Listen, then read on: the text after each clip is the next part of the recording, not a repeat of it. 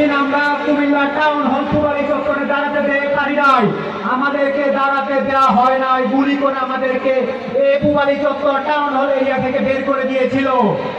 আমরা সেদিনও town hall পুবালী চত্বরে দাঁড়িয়েছিলাম, আজও টাউন হল পুবালী চত্বরে দাঁড়িয়েছে, কিন্তু তারা নাই, তাদের অস্তিত্ব কুমিল্লাতে নাই, তারা পরিচয় দিতে পারে না। কিন্তু আমরা গর্বের সাথে এই রোড দিয়ে হেঁটে আসি, আমরা টাউন হলে কথা বলি, তারা পারে না। সহযোদ্ধাগণ, এই যখন অবস্থা, কুমিল্লার প্রতিটা রাস্তা যখন এখন রক্তের দাগ দেখতে পাওয়া যায়, তখনও কিছু মানুষ বলে এই স্বাধীনতাকে আমরা চেয়েছিলাম। সেই কুলাঙ্গারদের বলতে চাই, এই স্বাধীনতা তোমার 5ই আগস্টে তুমি যে স্বাধীনতা দেখো সেটা না। তুমি যদি এটাকে মনে করো তাহলে তুমি শিশু।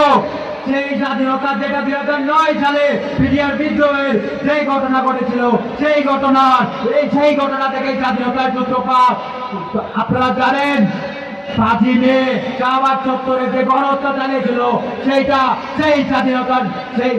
স্বাধীনতাকে ইন্ডিকেট করে রানা প্লাজায় যারা নিহত হয়েছিল তাদের কারোর বিচার হয় নাই, যারা এই হত্যাকাণ্ডের সাথে জড়িত তাদের কারোর বিচার হয় নাই, তাদের পেছনে যারা আগুন লাগিয়েছিল ভারতের এজেন্ডা বাস্তবায়ন করার জন্য তাদের কারোর বিচার হয় নাই।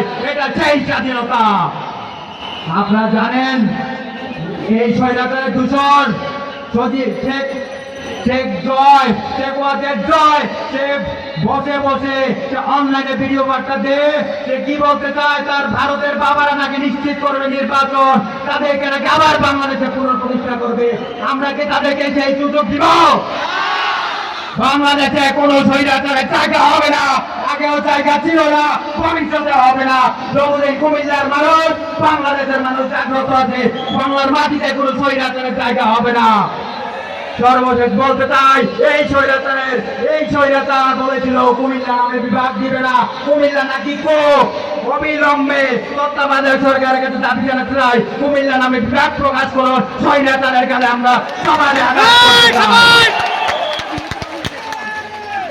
প্রিয় সহযোদ্ধাগণ, আমরা আমাদের এই একতা ধরে রাখবো। আমরা কোন নব্য স্বৈরাচারকে বাংলাদেশে আশ্রয় দিব না, কোন স্বৈরাচার বাংলাদেশে আসবে না ইনশাআল্লাহ। ইনকিলাব জিন্দাবাদ, বাংলাদেশ জিন্দাবাদ।